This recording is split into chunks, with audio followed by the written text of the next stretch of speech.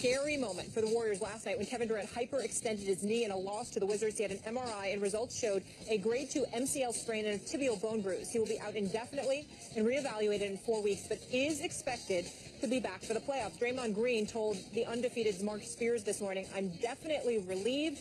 I thought it would be way worse. Being away week sucks, but we will take that over what we initially thought."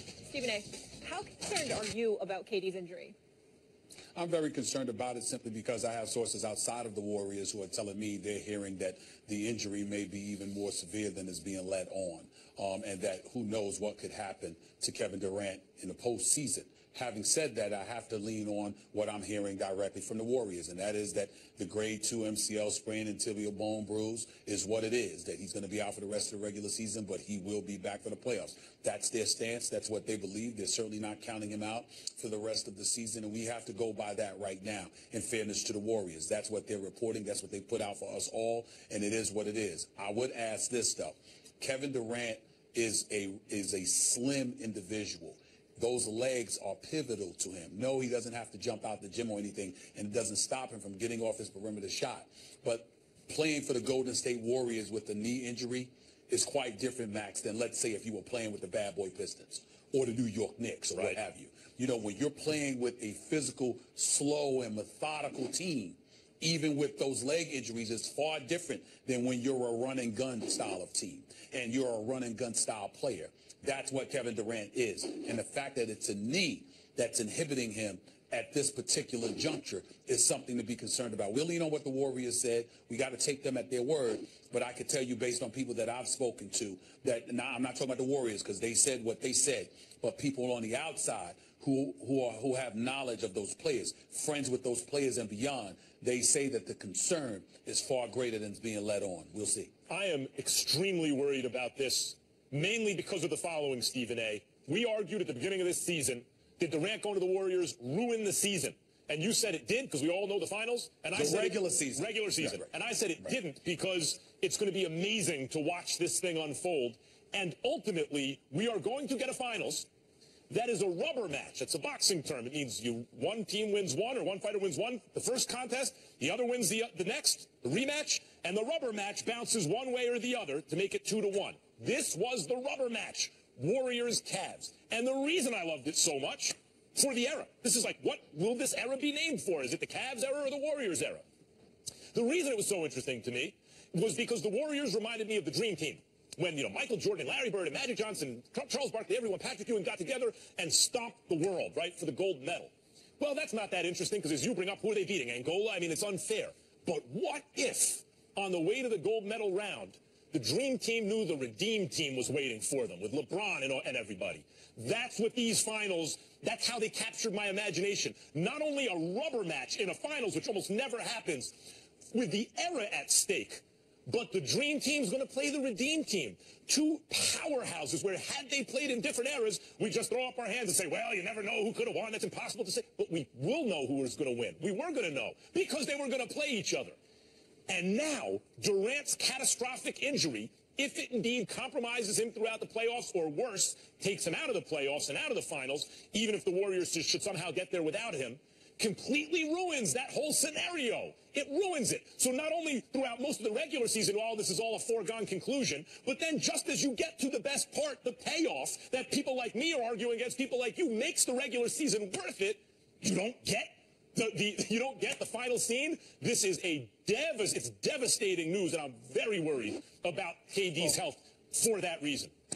My sympathy and my condolences to you, Max Kellerman, living the posh lifestyle that you live, being in front of your TV set with your beautiful family. Oh, my Lord, you may not get to see the matchup. So, in other words, I'm supposed to feel bad for you. But when I pointed out how I got to travel to these games, going through airports, catching connecting flights, and doing all of this stuff just to watch blowouts, I heard no sympathy from me whatsoever. You get Matter of fact, paid Max Kellerman, Stephen A., you have to do what you have to do to bring me the best information.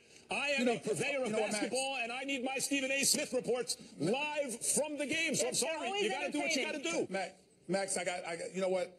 step aside for a second, Max, because we've let Molly off the hook just a little bit too much. Her wanting to chirp all the time. When you talk about I'm getting paid, excuse me, you travel for free. You don't travel for free. You don't get to go back and forth to LA from time to time. You don't get to chill and live the high life. Molly's just chilling. It's freezing in Bristol all the time, which, by the way, is your home right here near Connecticut. The last time I checked, but I'm the person that gets over. Oh, I'm flying for free, but Molly gets over. But you get paid to do that. You get paid good money. You're Tom Ford Foods every day. That's extra money in your pocket. I'm sorry, Molly. Last time I checked, it's for free. Hold on, Molly. I mean, last time I checked, you went from L.A. to getting paid to be near home. But I got it better, right? Oh, stop it. Just stop the nonsense. Where you from, Miss Connecticut? Where you from? I'm just saying. Okay. You're living pretty well. Okay. No. We have no sympathy for you, Don't get me started with you, Max. Don't you get me started with you. We need you there courtside, so you're going to have to do what you're going to have to do. I will get front of the TV. Right, it's interesting now because anybody can win now. Kevin Durant's out. It's interesting now. Regular season ain't ruined after all. First of all, just for his own sake, let's hope he gets back. I wish, of course. I do hope he gets back. In all seriousness, Kevin Durant is one of the greatest players in the world. I want to see him on a basketball court 100% healthy. My prayers are with him that he'll get back ready to roll because I want to see him play. Speaking of the greatest in the world, Michael Jordan had 28 triple-doubles in his career. Russell Westbrook recorded his 30th, I repeat that, 30th last night. He has 30 in a season, scoring 14 straight fourth-quarter points to lead the Thunder over the Jazz. Stephen A., did last night prove that Westbrook is the MVP? Well, it certainly didn't disprove it. I'm going to tell you I'm still a James Harden guy, but I'll also go as far as to say that if there's a co-MVP with him and Russell Westbrook, I'm not going to have a problem with it. I'm just looking at the Oklahoma City Thunder and what they are without Russell Westbrook, and it is night and day compared to what they are with him. You talk about a one-man wrecking crew. You got to remember that I'm the guy that covered practically not practically, but literally every game of the first 7 years of Allen Iverson's career and about 90% of his games for the first 10 years of his career. I watched a 6-foot guard from Virginia be a one-man wrecking crew on the offensive end of the floor night in, night out, and never thought in my lifetime I would see something like this again. And what I see in Russell Westbrook is a dude that is about 3 to 4 inches taller, about 20 to 30 pounds heavier, that actually is more of a ruthless competitor than even Allen Iverson. I cannot believe what I am watching. It is nothing short of sensational. And Russell Westbrook, I can't say enough about him. He has been unbelievable I always this year. say that Westbrook is, Kobe Bryant and Allen Iverson had a baby, and it was Russell Westbrook. I mean, what this guy is doing, he can't even be described like as matter. He's like made of photons. You need a wavelength to describe what he's doing. He's pure energy. It's amazing. That's why he's my favorite player. And I picked him before the season started to be the MVP, and I believe he will win the MVP. And based on the criteria that's used, I think he'll deserve it slightly over James Harden. That said, in a league where 16 out of 30 teams, over 50% of the teams, make the playoffs, and it's almost impossible for an MVP to come from a non-playoff team, I think it's foolish for us to give an MVP award right after the regular season and then just again in the finals. It ignores the playoffs. Given how long the playoffs are, how many games are played, and the conditions I just outlined, I think you have to wait till the end of the finals before you really know in a larger sense who the MVP is. I'm not saying Kawhi Leonard or Iguodala, because they won finals MVP, should have been the league MVP. I'm not saying that. But at the end of every season, even when Kevin Durant won it, even when Steph Curry won it back-to-back, they deserved regular season. But by the end of the finals, we all knew the real MVP of the NBA was LeBron James. So though Westbrook proved again, I believe he'll get it, and he's earned the regular season one by the end, in my view, LeBron James is always the MVP of the league until proven otherwise. Max, the only reason I disagree with your synopsis there is this. First of all, the regular season has to count for something, not just for the teams collectively in terms of their win-loss records, but individual performances. And secondly, and more importantly, there are guys that have been relatively average and really elevate their level of play in the postseason, and guys who have been spectacular during the regular season and diminish their level of play during the postseason. So what I would say to you is that it truly, truly is 2 different seasons, because you got back-to-backs, you got different opponents every night, whereas in the playoffs you got 7-game series and what have you. I don't like the notion of waiting until the postseason is over I say before league MVP. I say weigh it all. Like LeBron, for example, is almost as good in the regular season. I would say he's better in the regular season than Westbrook, Harden, or anyone. But even if you want to argue statistically that it doesn't always show up, he doesn't play as many games, whatever.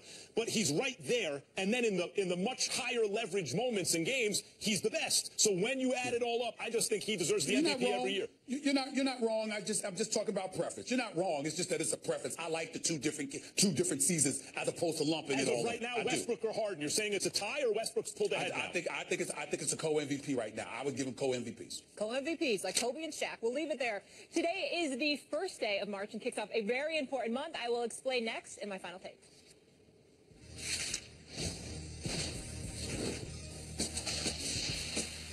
Scary moment for the Warriors last night when Kevin Durant hyperextended his knee in a loss to the Wizards. He had an MRI and results showed a grade 2 MCL sprain and a tibial bone bruise. He will be out indefinitely and reevaluated in 4 weeks, but is expected to be back for the playoffs. Draymond Green told the undefeated Marcus Spears this morning, "I'm definitely relieved. I thought it would be way worse. Being away week sucks, but we will take that over what we initially thought." Stephen A., how concerned are you about KD's injury?